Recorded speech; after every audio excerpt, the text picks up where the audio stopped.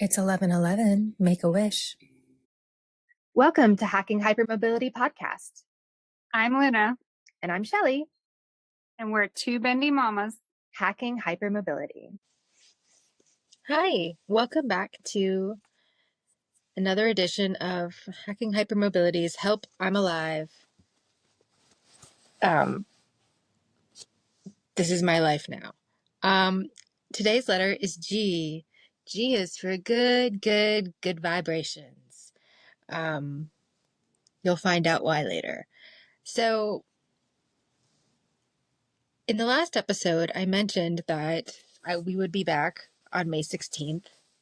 And if you're a regular listener and you were here on May 16th looking for an episode and you didn't get it, sorry about that. I really misjudged my time management skills. And that is something that is frequent and common occurrence in people with ADHD, myself included. I also drastically underestimate how much time I've spent on something. For example, it's 8:30 right now, and I thought I came upstairs at 7 o'clock to start recording this. Anyhow, my son graduated from college, which was awesome.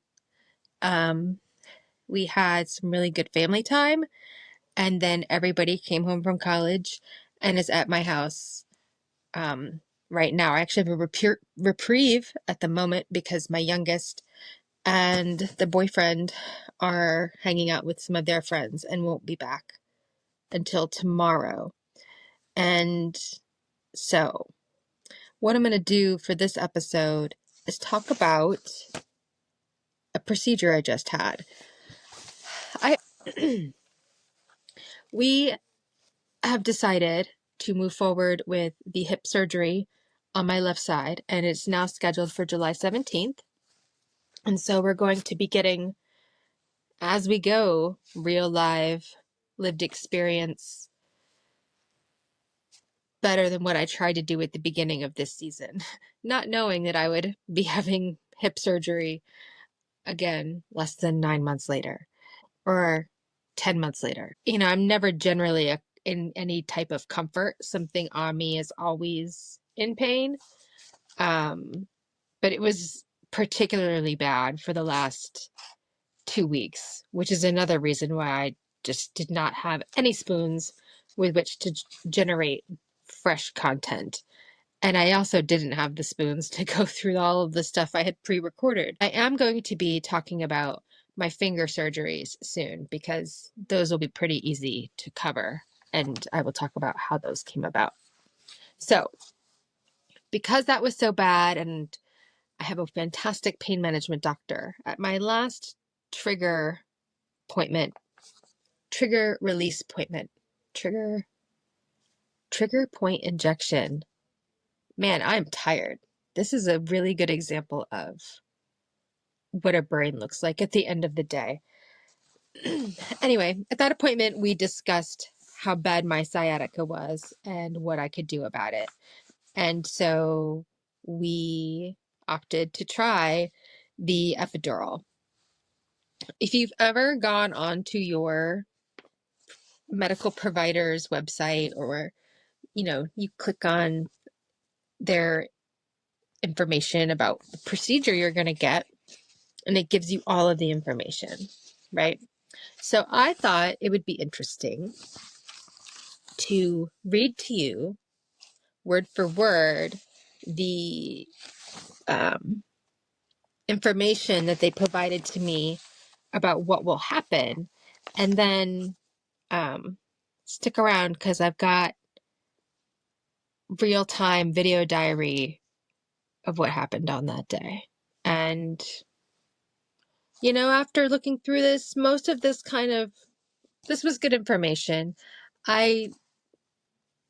You'll hear in my commentary that I didn't read a lot about it up front.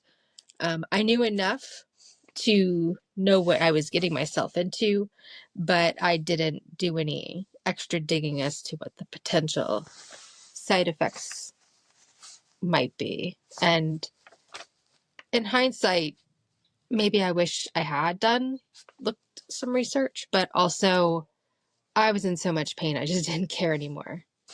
All right, so this information was provided to me from my provider, my source at the bottom. So it says, I'm getting an epidural steroid injection. But wait, Shelley, aren't you allergic to injected steroids? Well, maybe I am. Maybe I'm not. All I know is in September of 2023, I ended up in the hospital less than 24 hours after getting a steroid shot. And that was the only thing that was really new or changed. I had gotten it in my shoulder for that pain. We attributed it to the cortisone, but who knows, right?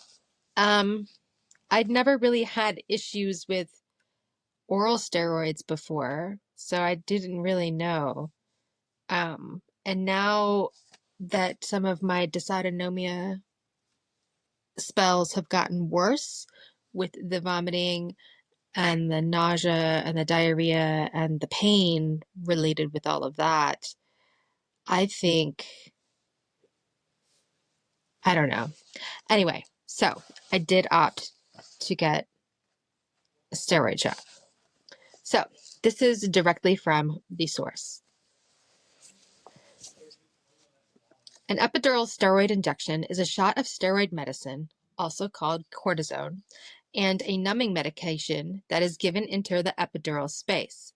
This space is between the spinal cord and the bones of the back. This shot helps relieve pain caused by irritated or swollen nerve root. The pain relief you get from the injection depends on the cause of your condition and how long your pain lasts. You may have a period of slightly more pain after your injection before the steroid medicine takes effect. This medicine usually starts working within 1 to 2 days. In some cases, you might need 7 to 10 days to feel the full effect. Then it says, tell your healthcare provider about any allergies you have, all medicines you are taking, including vitamins, herbs, eye drops, creams, and over-the-counter medicines, any problems you or your family members have had with anesthesia, any bleeding problems you may have. Okay, this list, it's just kind of funny because everything is like everything in my family. Anyway, any surgeries you have had, any medical conditions you have, whether you are pregnant or may be pregnant. That one is a hell no. Okay, then it says, what are the risks? Your healthcare provider will talk to you about the risks. These may include headache, bleeding, infection, allergic reaction to medicines or dyes, nerve damage, not being able to move, aka paralysis. And then it said, this is rare.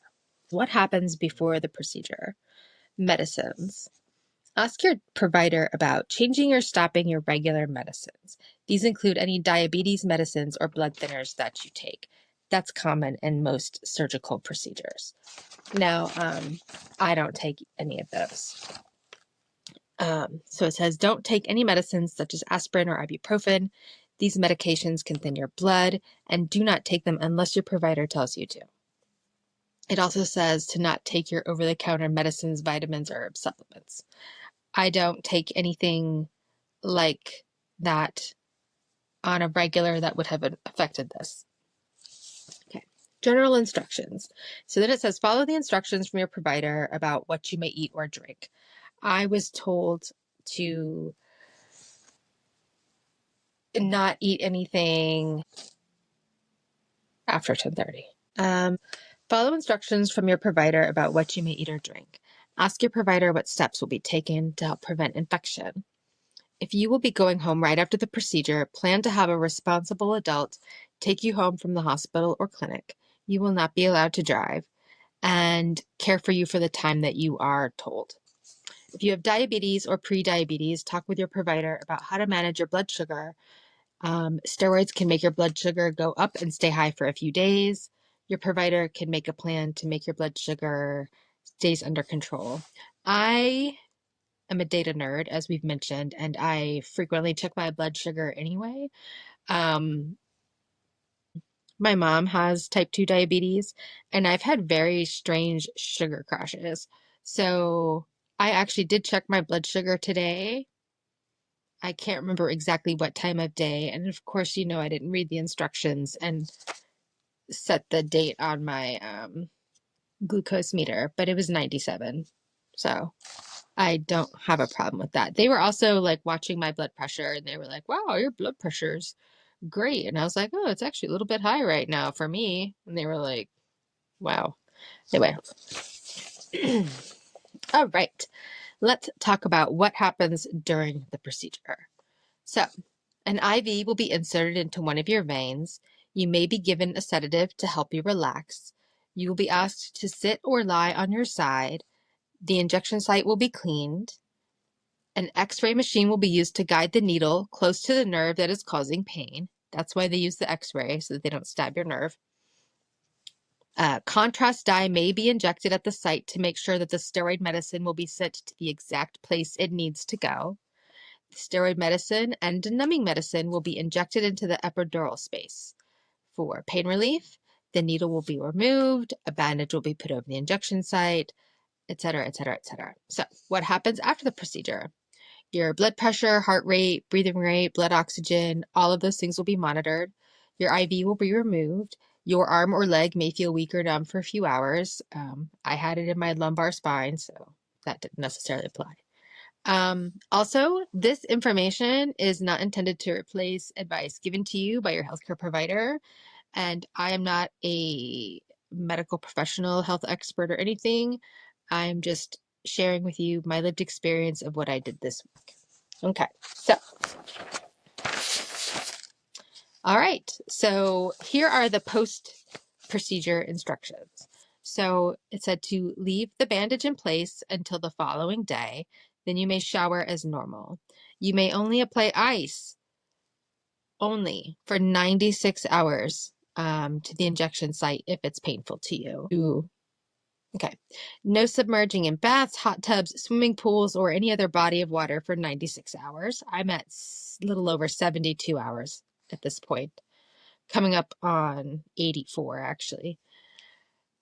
You may immediately resume your normal diet. If you have any questions, call your doctor. And that's the end of what they said. Now, let's find out what happened, shall we?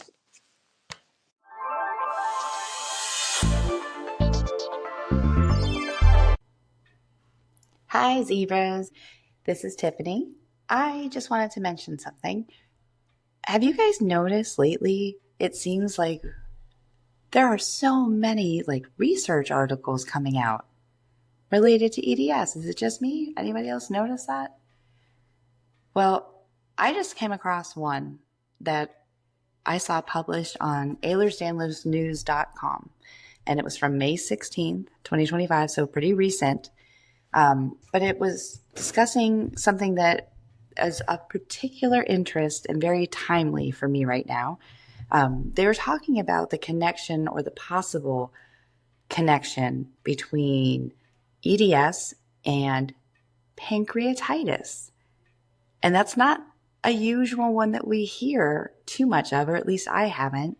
We know the well-connected things of POTS and dysautonomia umbrella, and then we know about MCAS and HIS. We know all of that, but this is the first time I've ever heard of it being even possibly connected to pancreatitis. Why is this important to me?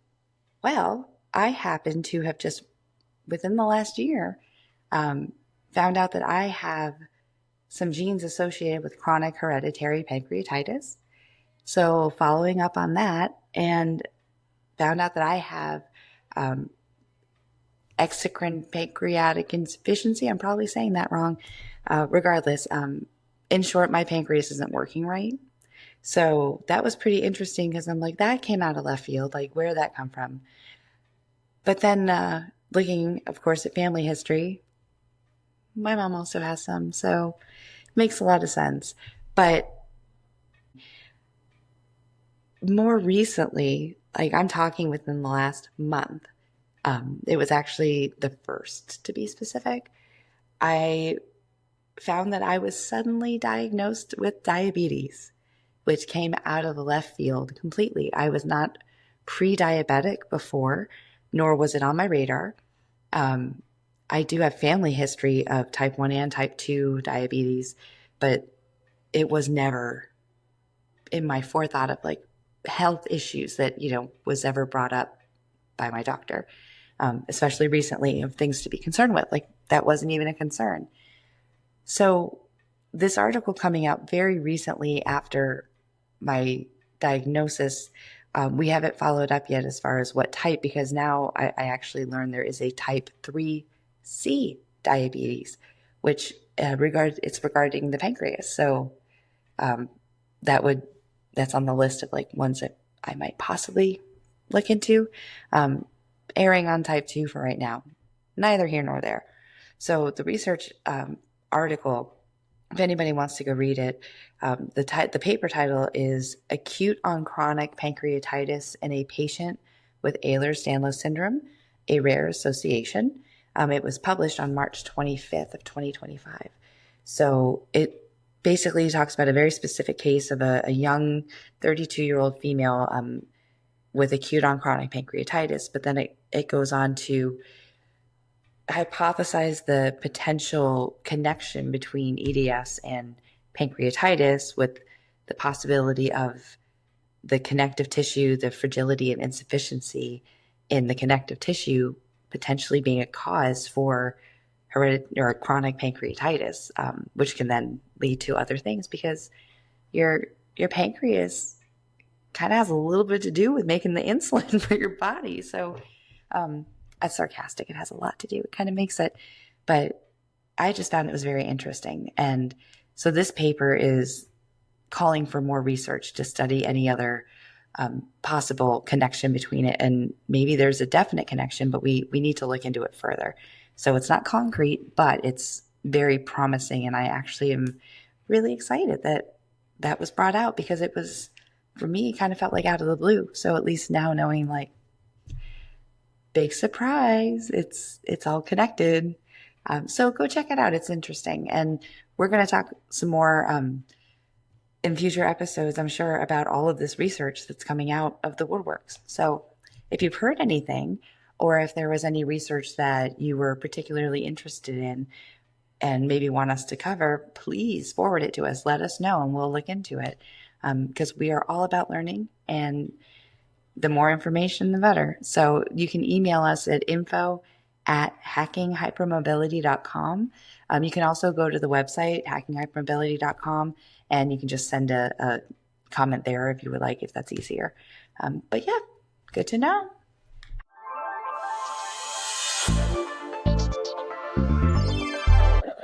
That's fine. Okay. I have to be ready. Is that a huge pill like the one okay. Thank God. First of all, How many grams? 10? 10 milligrams diazepam. All right. I'm going to my first ever spinal nerve block thingy, X-ray guided pain management. And I've never had it before. And my doctor gave me Valium to take before I go. This is 10 milligrams. It's 1 hour before we have to leave? Yeah. Yes. I'm so annoyed with you. I know. Listen, I don't even know what's going on right now. I woke up and I'm just angry at him. And it's so stupid. And I'm really sorry. I'm trying to get myself out of it. This Valium might help. Yeah. All right. We leave in an hour. That Valium's definitely kicked in. Goodness. So we're having this procedure so that I can avoid spine surgery, because my lumbar has continued to deteriorate. 3 years ago, there was some mild herniation and some thinning, and just last year when I had an MRI before the hip surgery on my right hip, it showed that there was more thinning and the herniation is worse, and it's actually causing mass effect between L4, L5 on my left side. And I can feel that it's getting worse because the nerve pain has been pretty immobilizing for the last several weeks, which is why I wanted to consult with my spine guy before I scheduled my hip surgery. So we decided to move forward with this. I'm currently so loopy on some Valium right now, and we're going to go head to that appointment, and hopefully that will provide enough relief for me to do some kind of activity without pain everywhere. And then I can have my surgery on July 17th, which is now scheduled, and then hopefully resume enough regular activity that I can strengthen my back muscles to help support the degeneration. And I've been wearing my back brace a lot more. I've been slacking. Okay, I'm a little loopy. Gonna cut this off here. Okay, here we go. So the history of my back pain. It got really bad in 2021? I've had intermittent problems with it off and on, like my whole life, but it was usually related to some type of activity I was doing. Like it was never just because I was existing until I was a little bit older. But I'd been looking for answers, right? Yeah. So then we found Dr. Glowacki, finally, after being ditched by that other doctor with a G name, I can't remember, in 2021. So then 2022, we found the other Dr. G, finally got some imaging. Anyway, so we were expecting this to happen with my back because it happened to my dad, it happened to my aunt, and it happened to my nanny. It probably happened to all the other people in that family that don't speak to each other, because that's what that family does.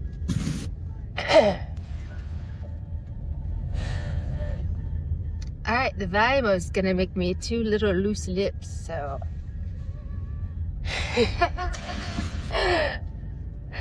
I'm not divulging that much information about this situation. But so anyway, we've been doing trigger point injections and PT and Pilates and all that stuff that you do before you go to surgery since I first got the imaging done. And yeah, actually heading west is better for the sun right now. But it just got so bad, and then with the upcoming hip surgery and basically the extra nerve pain is what really is prompted me to take it to the next level of these. Instead of getting trigger point injections, I'm gonna go to nerve block with an X-ray guide. That's how they do it. Never had it before. I have friends who have had it done. I really trust this doctor, and so I didn't research exactly what's going to happen with this procedure just because I trust him so much. And I've got my Enforcer over here. Oh, are you actually wearing your Enforcer jacket? My regulator jacket. You're such a nerd. I love it. And so, yeah. So I'm gonna hang up now. Where are you going? Oh, you're going the back way. Yeah, I gotta go. Bye. Okay, hold on. Yeah, I have to walk around. Hold on. Well, I know, but here. Do you want a black one? No, it doesn't matter. I want to save my zebra masks for me. Check it out. Okay. It's not. All right. Oh my God, this Valium, man. That's no joke. Hello. Hello. All right. So it's aggressive. Oh shit. All right. All right, I'm good now that I'm actually vertical. Here, I'll take this. All right, we're gonna be walking in now, and they frown upon videoing, so I'm gonna turn this off. We'll be back. I appreciate you. Oh. Thank you. Thank you. Very welcome. If this works, I'll be. How? Oh, that's one thing I didn't ask. What is the usual? Like, how often do the people get these procedure done? Everybody's different. It just varies And on a big thing is insurance. Everybody's of- favorite. Yay. But with your specific insurance and then with your specific body, Dr. Gold can go over all that and how, because there's also you have to wait a certain amount of time for and it to. all that. But I'm having the hip surgery in July, so I think I won't be doing much to aggravate it. So All right, fingers crossed. yay! Thank you. Thank you. Go. All right. Yeah. Thank you. Make sure that stays. And how are you feeling? I'm feeling all right. Very good. Very nice. These hallways are so creepy. Oh, I agree. And especially with that person whistling right now. I'm specifically Oh, I'm still loopy from that Valium. Tell me about it.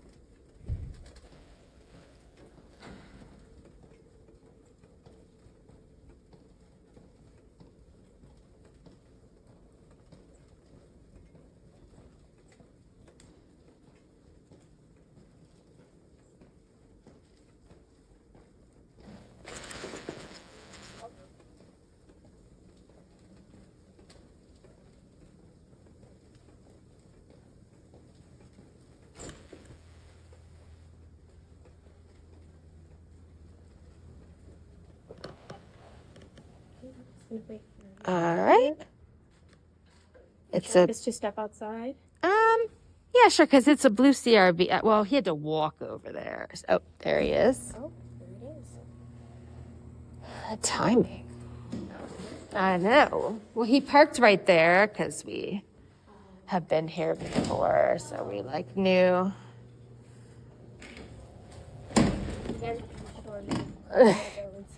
Yeah. All right. Oh, I heard ducks. Oh, is that what that was? I think so. Oh, there's goslings right there. Oh, well, we better not. They are so. Yeah, I'm not. Don't make eye contact. Are you serious? Not Yeah, even don't- that? I wouldn't look at They're them. very cute. They're cute, but don't let the geese, the mama. I mean, now this is fine, but they're so protective of their young. Like that one is standing. Cobra chickens. See him right here behind. Yeah. She's with them, and Uh-huh. so they will chase you. Not even look in their eyes? Are you serious? If they're goslings and they're feeding like that and they're vulnerable, I wouldn't go anywhere near or Nope. show any kind. They're Because they'll start geese attacking. are yeah. Because they're very protected apparently. Yes, but they're so cute. They have 5 of them. Oh my gosh, I know, right? Look at that. Oh my gosh, you're so cute. Oh, just kidding, geese guys. Have a good one. I hope you feel better. Thank you.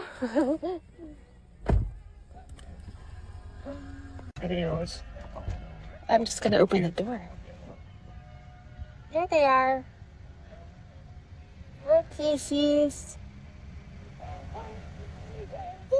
Okay.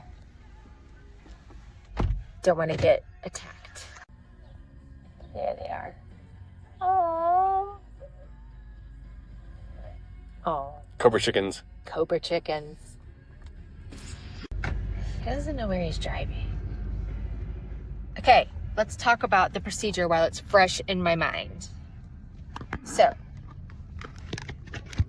that was way less annoying than I thought it was going to be. And mainly because when my friend goes to get the x-ray guided injections, I've gotten texts from her while she's been in the waiting room, and she's been there for like 2 hours in a chair waiting. And so we see different providers, and so I wasn't sure how my experience was going to be. However, it's at a different location. It's not like it's at a surgical center where shit could go wrong, right? But that didn't happen at all. Like, my appointment time was 11:20. It's 12 o'clock. So, order of events. 9:30, I took the Valium. 10:30, we left. Got there right at 11. Mm-hmm. They called me back, 5-10 minutes later? Not even? Yep. We waited in one room for about 5-10 minutes, then another room for about 5-10 minutes. What are all these people doing either? I don't know. What is going... Okay. Anyway. And then, hold on, I need to take a drink because it's been a minute.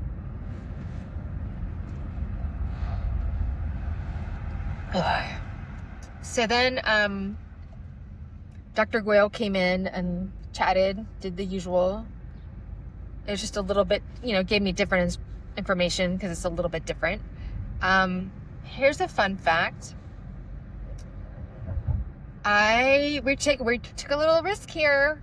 I opted to get some cortisone. Now, cortisone, the last time I had cortisone injected into me, I ended up in the hospital the next day. But what I think actually happened was that the cortisone was kind of like a nail in the coffin on a huge dysautonomia flare. And so knowing that, because we were coming off a stressful weekend of my youngest's 18th birthday. So knowing all of that information now, we're just going to be mindful of that. Keep me hydrated, keep me very low stress today. And because even though I did have that reaction, the medicine itself did help my shoulder. So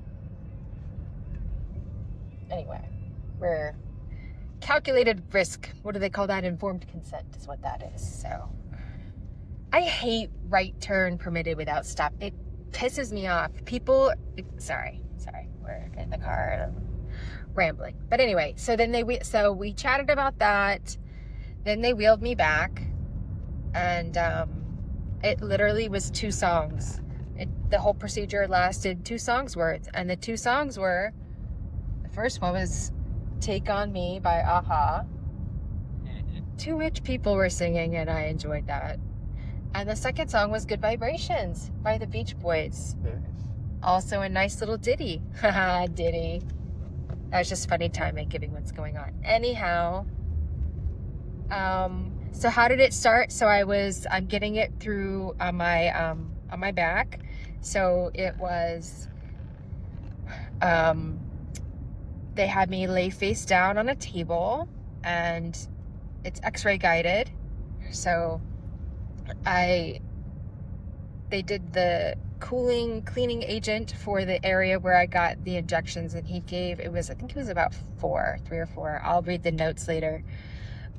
So he cleaned the area. They put the little, gown with the cutout on, and gave me some lidocaine. Give me quite a bit of lidocaine, because my body burns through that fast. And I know they didn't want to wait a long time for it to kick in, so that's why they just did a huge dose up front. I'm used to needles and pain, like whatever, I didn't care. So it was fine. I did feel the other needles. That wasn't cool, but again, I have tattoos on my back, tattoos on my feet. It didn't last long. I felt the medicine go in. That was a little bit hot, and I felt that go all the way down to my big toe. That was weird, but it was a very fast sensation. And then, this is funny. No, wait, I forgot what it was going to be. Okay, that Valium was, I'm still a little woo. So then they were like, cool, you're done. And I said, all right. And then they wheeled me back. I thanked them for their music selection. And then they took my vitals again. My blood pressure both times was like stellar. And did I forget anything, babe? I don't think so. I got some instructions afterwards, which I'll read later because I don't remember them right now because I listened to like the first two things and then forgot the rest. And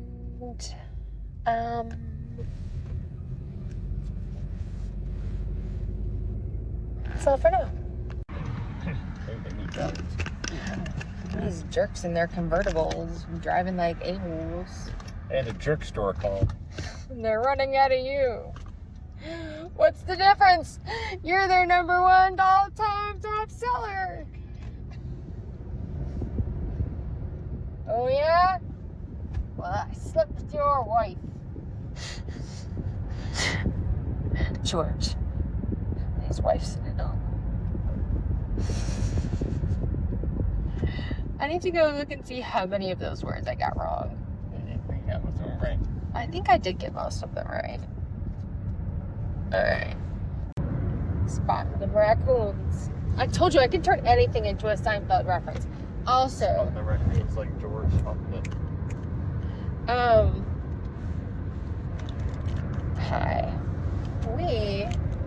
Okay. I'm at that little flower meadow. It's so pretty. Are you still recording? Woo! Nice. Is that a pretzel food truck? Hell yeah. Ooh. Why did they put a Maryland flag on a pretzel? Maryland is obsessed with their flag. Now, don't get me wrong, Maryland. I like your flag. It's pretty cool as far as flags go. I mean, I'm not Sheldon Cooper here. But you need to chill with everything being a Maryland flag. I'm gonna take so much heat for that. Do you feel crowded by the Maryland flag?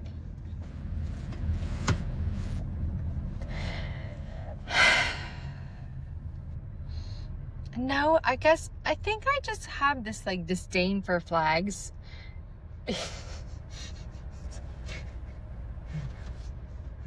Okay, we are 6 hours post procedure.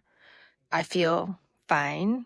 The Valium has worn off, so that's good. I was very, very loopy, but I was also extremely relaxed and calm during the procedure. At the moment, I'm not having any pain. I can feel where the injections were made. And sorry, I just got distracted. There was a bird that just came to see me. Where the injections were made, and I'm not allowed to use heat on the area for 3 days. So that's not exciting because one thing that I love, it's a heat pad or a hot tub or anything warm that makes my body not feel so tight and tense. I feel pretty good at the moment, so I'm gonna keep doing. Standing still feels better than sitting, but we'll see how long that lasts with my hip. I will keep you posted.